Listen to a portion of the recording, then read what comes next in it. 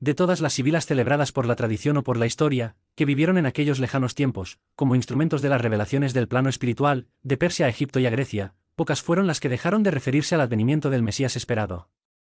Fueron también Lampusa, la colofoniense, descendiente de Calchas, que combatió con los griegos en Troya.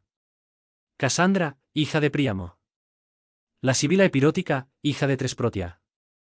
Manto, hija de Tiresias, célebre vidente de Tebas y Beocia, cantada por Homero. Carmenta, madre de Evandro. Elisa, la sibila lésbica, citada por Pausanias, que se decía hija de la ninfa Lamia. Artemis, hermana de Apolo, que vivió en Delfos. Y finalmente Herófila, sibila cumaná, que se observó en los primeros días de Roma con Tarquinio el Soberbio. ¿Y cómo podrían esas mujeres inspiradas cerrar los ojos a la luz radiante que bajaba de los cielos?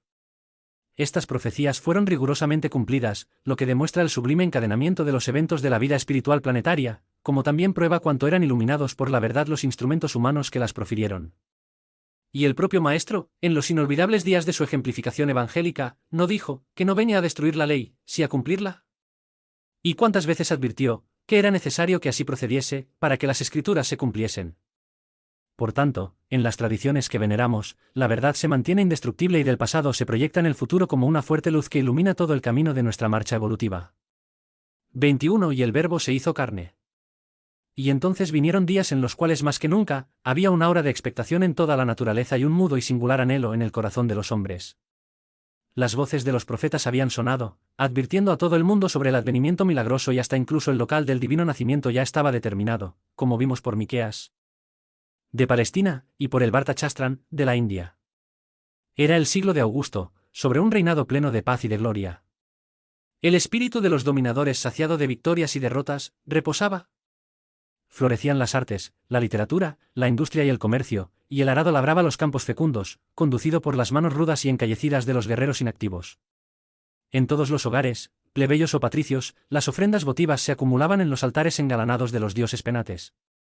Los templos sagrados de Marte tenían, en fin, cerrado sus puertas, y las naves romanas trirremes, al cantar monótono y doloroso de los esclavos remadores, surcaban, altivas, los verdes mares latinos, llenas de mercaderías pacíficas venidas de todos los puertos del globo. En la Roma imperial los días se levantaban y caían al esplendor bárbaro y fascinante de las interminables diversiones de los repletos anfiteatros, y, sobre la seguridad de las multitudes apaciguadas por el aroma del pan de trigo, bendito y abundante, que no faltaba en ningún hogar, el César sobrevivía.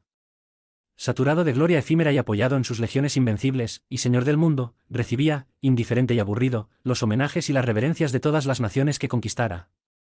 La orden romana, la ley romana, la paz romana, sin adversarios, imperaban por todo lugar. Pero, inexplicablemente, envuelta a esa atmósfera de alegría y de abundancia soplaba, no sabiéndose de dónde venía ni para dónde iba, una brisa misteriosa e indefinible de íntima inquietud y de ansiedad, de temor insólito y de emoción. Rumores extraños circulaban de boca en boca, de ciudad en ciudad, de nación en nación, penetrando en todos los hogares y corazones, una intuición maravillosa y profunda de alguna cosa extraordinaria que estaba por suceder, que modificaría la vida del mundo. Ojos interrogadores miraban de continuo para los cielos, escudriñando los horizontes en busca de señales y evidencias de ese acontecimiento extraordinario que se aproximaba.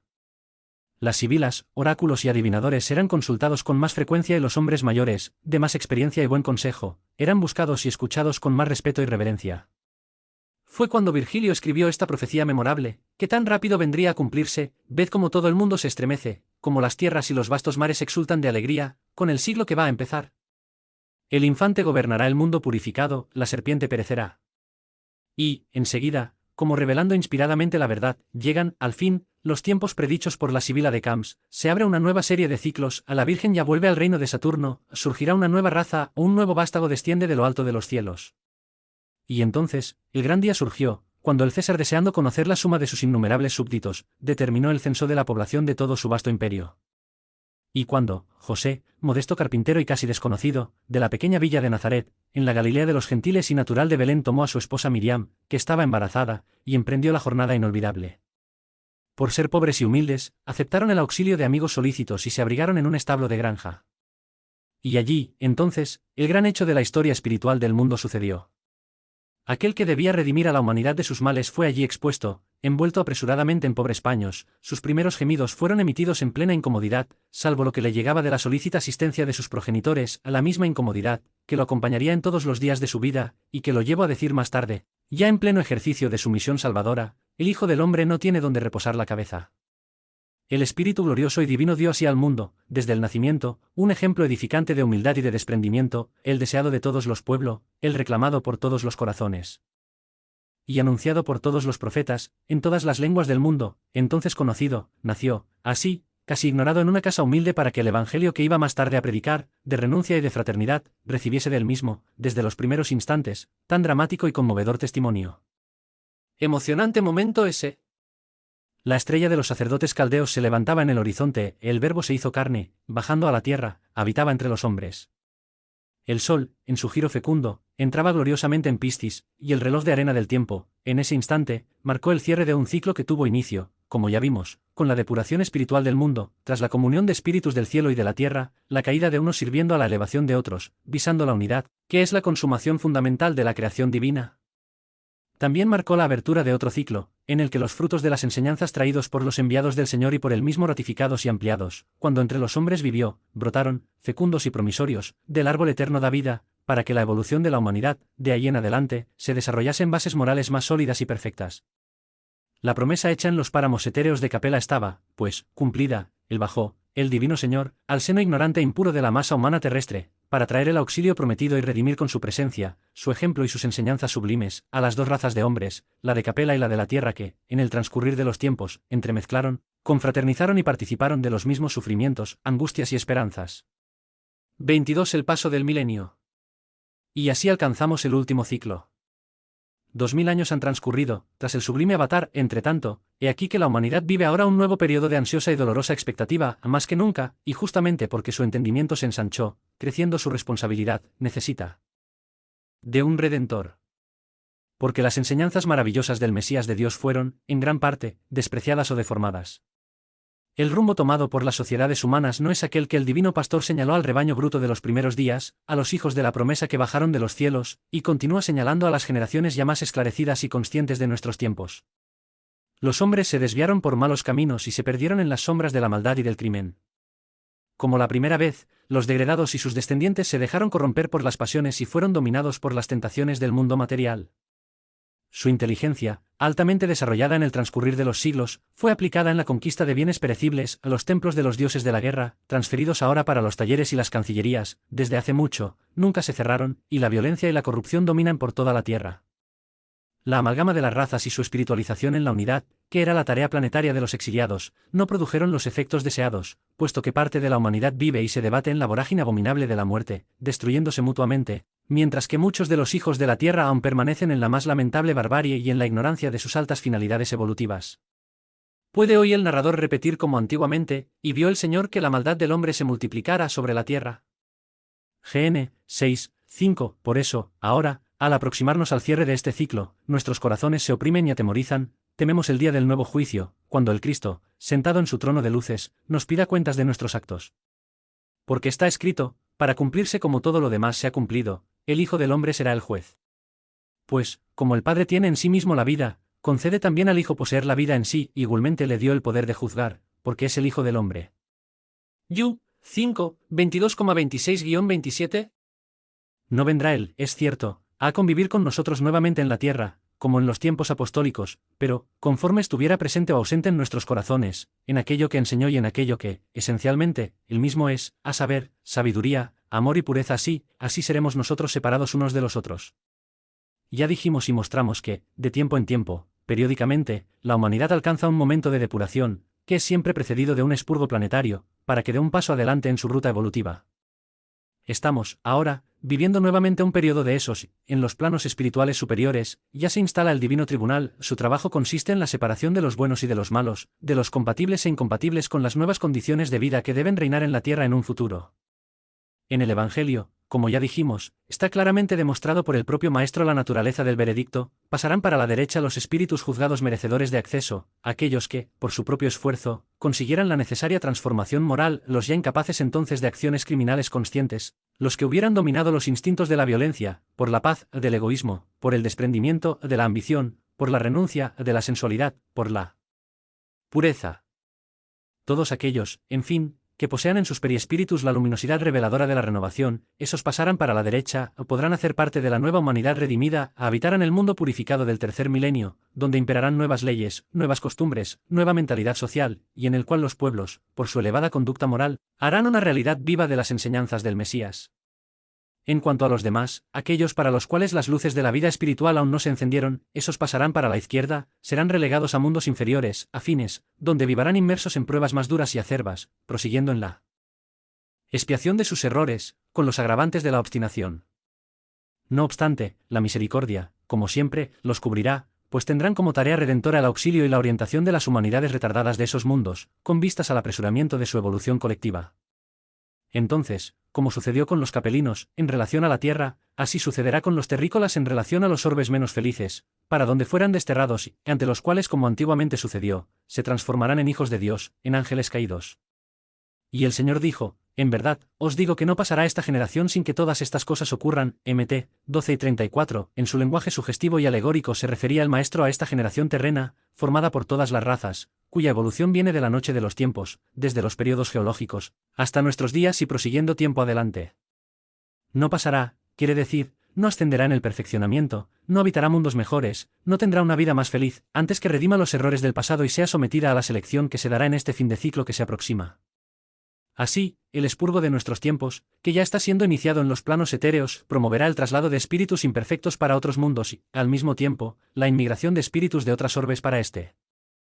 Los que ya están viniendo ahora, formando una generación de niños tan diferentes de todo cuanto habíamos visto hasta el momento, son espíritus que van a tomar parte en los últimos acontecimientos de este periodo de transición planetaria, que antecederá a la renovación en perspectiva. Por tanto, los que vendrán pronto, serán ya los de la humanidad renovada, los futuros hombres de intuición, formadores de una nueva raza, la sexta, que habitará el mundo del tercer milenio. Ya están descendiendo a la tierra los espíritus misioneros, auxiliares del Divino Maestro, encargados de orientar a las masas y ampararlas en los tumultos y en los sufrimientos colectivos que van a entenebrecer la vida planetaria en estos últimos días del siglo. Leemos en el Evangelio y también oíamos, desde hace mucho, la palabra de los mensajeros del Señor advirtiendo que los tiempos se aproximaban, caritativamente, aconsejando a los hombres que se guardasen del mal, orando y vigilando, como recomendara el Maestro. Pero, ahora, esas mismas voces nos dicen que los tiempos ya han llegado, que el hacha ya está puesta nuevamente en la raíz de los árboles y los hechos que se desarrollan ante nuestros ojos están de forma evidente, demostrando las advertencias. Estas, como también sucedió en los tiempos de la codificación, son uniformes en sus términos en todos los lugares y ocasiones, demostrando, así, que hay una orden de carácter general, llegada de los planos superiores, para la coordinación armoniosa y concordante de los acontecimientos planetarios. Que nadie, pues, permanezca indiferente a estos misericordiosos avisos, para que pueda, mientras haya tiempo, engrosar las filas de aquellos que, en el próximo juzgamiento, serán dignos de la gracia y de la felicidad de la redención. El sol entrará, ahora, en el signo de Acuario. Este es un signo de luz y de espiritualidad y gobernará un mundo nuevo donde, como ya dijimos, más altos atributos morales caracterizarán al hombre planetario, donde no habrá más lugar para las imperfecciones que aún hoy nos dominan, donde solamente vivieran aquellos que sean dignos del título de discípulos del Cristo en espíritu y verdad. El nuevo ciclo, que se llamará el reino del Evangelio, será iniciado por los hombres de la sexta raza y terminado por los de la séptima, y en su transcurso la tierra se transformará de mundo de expiación en mundo regenerado. Creemos que la gran mayoría de los actuales moradores de la Tierra no serán dignos de habitar ese mundo mejor, porque el nivel medio de la espiritualización planetaria es muy precario todavía. Aunque, ni aun por esto, seremos privados, cualquiera que sea nuestra suerte, de los beneficios de la compasión del Señor y de su ayuda divina, y esa esperanza nos levanta, para nuevas luchas, nuevos intentos, nuevos esfuerzos redentores. Cristo, esa luz que aún no pudimos conquistar, representa para nuestros espíritus retardados, un ideal humano a alcanzar, un arquetipo de sublime expresión espiritual y su evangelio, de belleza sin par y de incomparable sabiduría, la meta a alcanzar algún día. El hombre se desvió de sus rumbos, huyó de su cabaña acogedora, entronizando la inteligencia y despreciando los sentimientos del corazón. La ciencia produjo frutos en extensos campos que, no obstante, han sido amargos, no sirviendo para alimentar el alma, ennobleciéndola. Ahora llegará el momento en que el corazón dirá al cerebro, basta, y el hombre, con base en las palabras del Mesías, comprobará que solamente el amor redime para la eternidad. Por eso, en el nuevo ciclo que se va a abrir, repetimos, un nuevo paraíso será perdido para muchos, nuevos hijos de Dios una vez más encontrarán hermosas a las hijas de la tierra, las tomarán para sí y oirán nuevamente la palabra del Señor, diciendo, creced y multiplicaos y llenad la tierra. GN 1, 22, las señales de ese día surgirán durante un tiempo más en el mundo, no solamente provocados por la naturaleza, como en el pasado, sino por el propio hombre, con la aplicación del propio ingenio desvariado, para que, así, la responsabilidad del espíritu sea completa. El Evangelio fue enseñado para aplicación en todo un periodo de tiempo y no para una sola época. Por eso, lo que el Maestro dijo ayer es como si lo dijese hoy, porque, con ligeras modificaciones, también se aplica a los días en que él vivió como los que estamos viviendo nosotros. Los antiguos cataclismos eran necesarios para el sufrimiento colectivo tanto como los actuales, visto que el hombre poca cosa evolucionó en todo ese tiempo, y el sufrimiento, continúa siendo el elemento más útil a su progreso espiritual. En tiempos remotos, de una erupción espontánea de Júpiter o de una ruptura de uno de sus sectores, nació un cometa E46 que, por su aproximación a la Tierra, causó profundos e impresionantes cataclismos. Tierras nuevas surgieron, mares y océanos modificaron su posición, diluvios, terremotos, maremotos, descargas eléctricas de tremendo poder destructor, envenenamiento de la atmósfera, meteoritos, todo se desató sobre nuestro torturado planeta, aterrorizando a sus bárbaros e ignorantes habitantes. Pero, por la fuerza de esta aproximación estelar, la Tierra pasó a girar de occidente hacia el oriente, al contrario que antes, por haberse invertido sus polos E47. Este mismo acontecimiento provocó un dislocamiento de la órbita de Marte que, a partir de ahí, empezó a girar muy cerca de la órbita de la Tierra, de 15 de enero de 2015 años. Según otras hipótesis, mucho tiempo atrás, antes de la venida del Maestro, Marte pasó tan cerca que provocó también innumerables y temibles cataclismos, y la sombra del Sol retrocedió 10 grados, como consecuencia de la alteración del eje de la Tierra en relación a la eclíptica. La órbita a su vez aumentó en 5 días en torno al Sol y el eje de rotación se dislocó 20 grados, trayendo como consecuencia inundaciones y congelamiento de extensas regiones vecinas a los polos. Por fin, la Tierra se estabilizó. Según datos de la astronomía moderna, en relación a la formación de cometas, es improbable que los mismos se originasen de una erupción planetaria, en cambio, la hipótesis de que la Tierra habría sido alcanzada por un cometa hacia el final del Cretáceo, causando la extinción de muchas especies, es sostenida por muchos científicos. Esta teoría de la inversión de los polos de la Tierra es citada diversas veces en la Doctrina Secreta, volumen 3, Antropogénesis, por H. P. Blavatsky. No obstante, el único fenómeno de esa naturaleza admitido por la ciencia, y desconocido en la época de Blavatsky, es la inversión de los polos geomagnéticos de la Tierra en un espacio estimado entre 2 y 10.000 años. Pero todos estos cataclismos, según lo que consta en los libros sagrados de las religiones y anuncio de profetas de reputada sabiduría, deberán repetirse, y nuevos cuerpos celestes entrarán en escena provocando nuevas desgracias. En el sermón profético el Maestro avisó, y oiréis de guerras y rumores de guerras, mirad, no os asustéis, porque es menester que todo esto acontezca, pero aún no será el fin. Porque se levantará nación contra nación y reino contra reino y habrá hambre, peste, y terremotos en varios lugares. Aunque todas estas cosas son el principio de los dolores. Mt. 24, 6-8, y el sol oscurecerá y la luna no dará su resplandor y las estrellas caerán del cielo y las potencias de los cielos serán conmocionadas. Mt. 12 y 29, y Juan, en su Apocalipsis, refiriéndose a los mismos cataclismos dice, y habiendo abierto el sexto sello miré y aquí que hubo un gran temblor de tierra y el sol se tornó negro como un saco de silicio y la luna se tornó como sangre. Y las estrellas del cielo cayeron sobre la tierra, como cuando la higuera lanza de sí sus higos verdes, sacudida por un viento fuerte. Y el cielo se replegó como un libro que se enrolla, y todos los montes e islas se movieron de sus lugares. 6, 12-14, y en el cap 21, yo vi un nuevo cielo y una nueva tierra, porque el primer cielo y la primera tierra desaparecieron, y el mar ya no existía. Desde los tiempos remotos de Israel, mucho antes que el Verbo Divino viniese a mostrar a los hombres el camino recto de la salvación, las voces venerables e impresionantes de los profetas ya alertaban a los hombres sobre los cataclismos del futuro. Dice Joel en el cap 3, 15-16, Dios hará, entonces, temblar los cielos y la tierra, el sol y la luna ennegrecerán y las estrellas retirarán su esplendor. Malaquías E3, 16-18, entonces aquellos que temen al Señor hablan cada uno con su compañero y el Señor atiende y escucha, y hay un memorial escrito delante de él para los que temen al Señor y para los que se acuerdan de su nombre. Y ellos serán míos, dice el Señor, en aquel día que los haré de mi propiedad, los perdonaré como perdona un hombre a su hijo que lo sirve. Entonces volveréis a ver la diferencia entre lo justo y lo impío, entre el que sirve a Dios y el que no lo sirve. Porque aquí que aquel día viene ardiendo como un horno. E Isaías E24, 17-23, reafirma solemnemente, ya las ventanas de lo alto se abren y las bases de la tierra temblarán. De todo será quebrantada la tierra, de todo se romperá la tierra y de todo se moverá la tierra. De todo se balanceará la tierra con el embriagado y será movida y removida como la choza de la noche. Y la luna se avergonzará y el sol se confundirá. Y el apóstol Pedro, en su segunda epístola, cap 3 y 12, dice, rematando estas profecías, los cielos incendiados se desharán y los elementos ardiendo se fundirán. La tierra y todas las obras que en ella hay serán quemadas.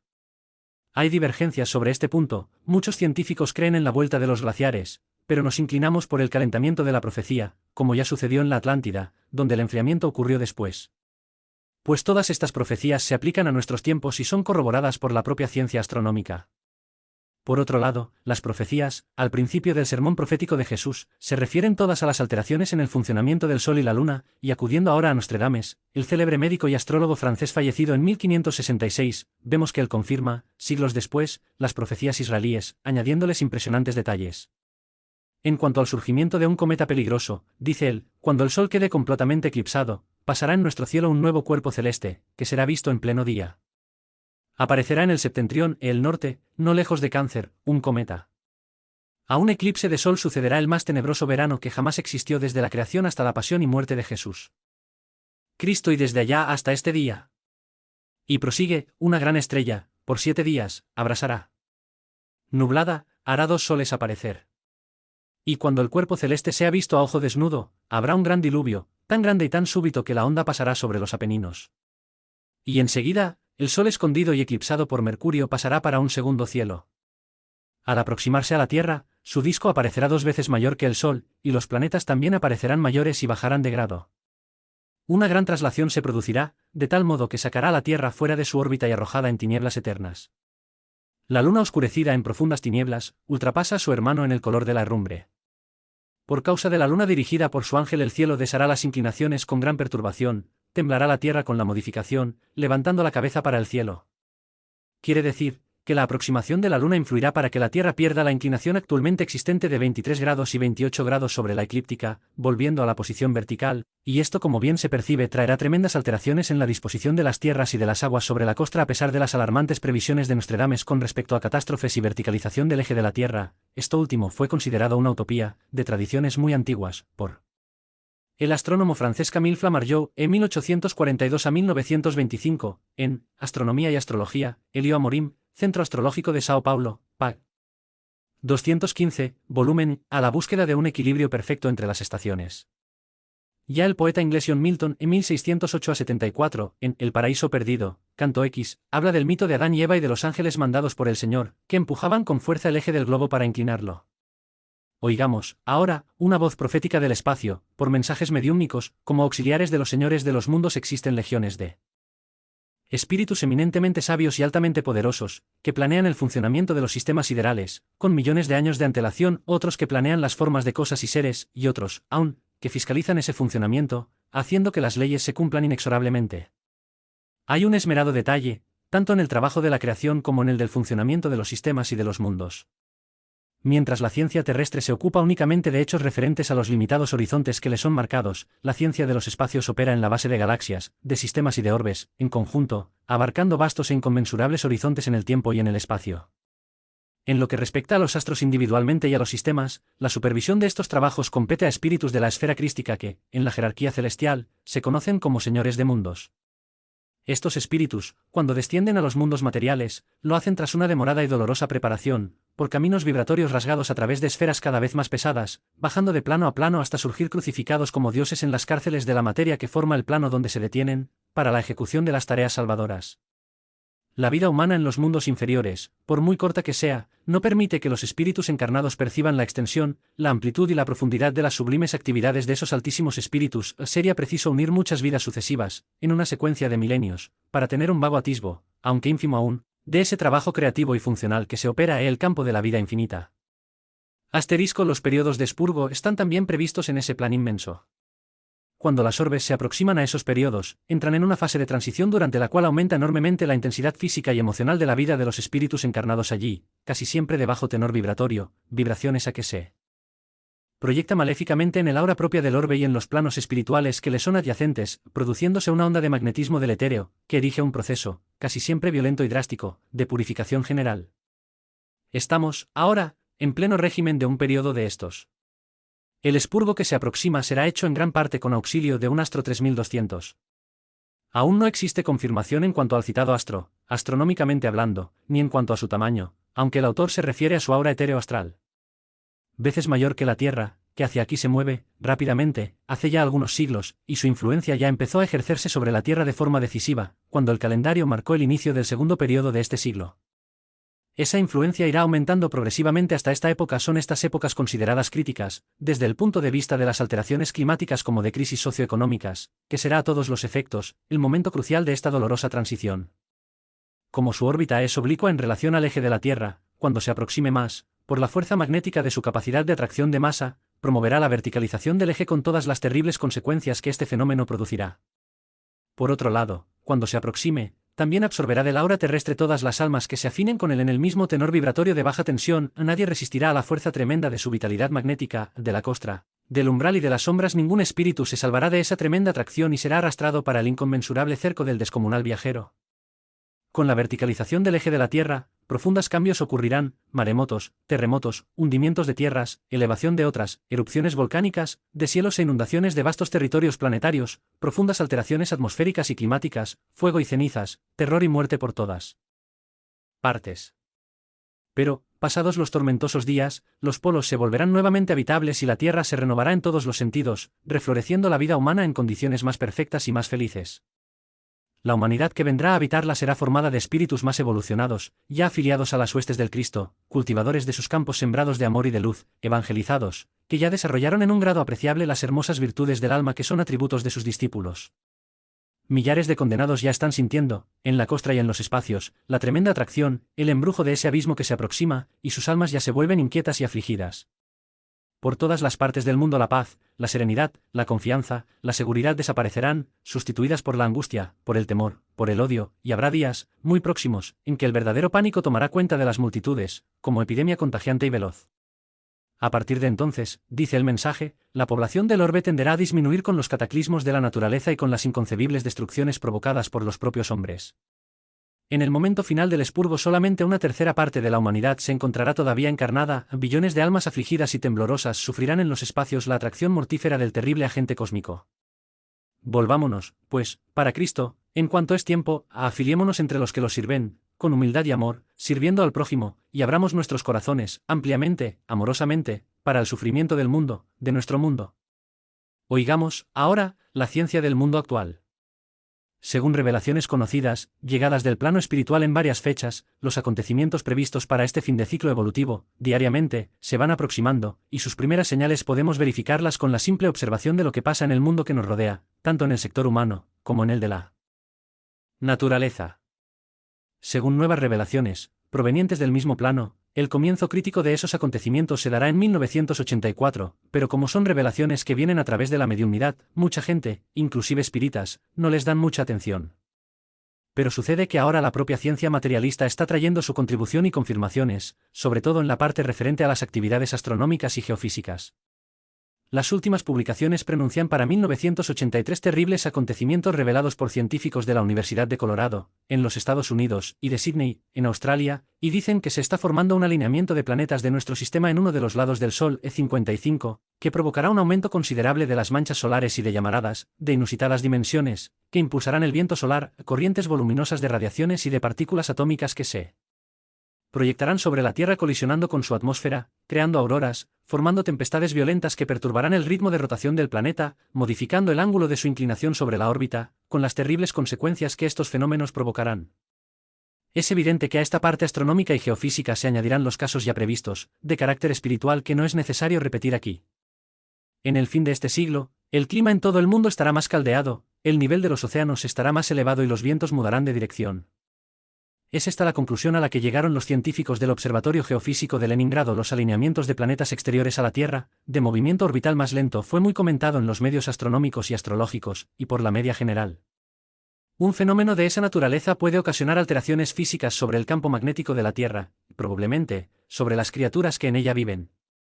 Hay gráficos que prueban que las concentraciones planetarias coinciden con periodos críticos de la humanidad, como en el siglo XX, 14, 29 diagonal 30, 40 diagonal 42, 64, 68 diagonal 69, 79 diagonal 83, 91 barra diagonal 92. Astrología mundial, el gran desequilibrio planetario de 1982 a 83, André Barbault, Visión Libros, Barcelona.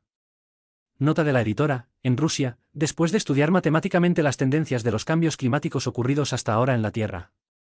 Dicen ellos que con el aumento de la temperatura de la atmósfera terrestre al final del siglo, las placas polares habrán retrocedido disminuido considerablemente y habrá modificaciones en la distribución de las lluvias.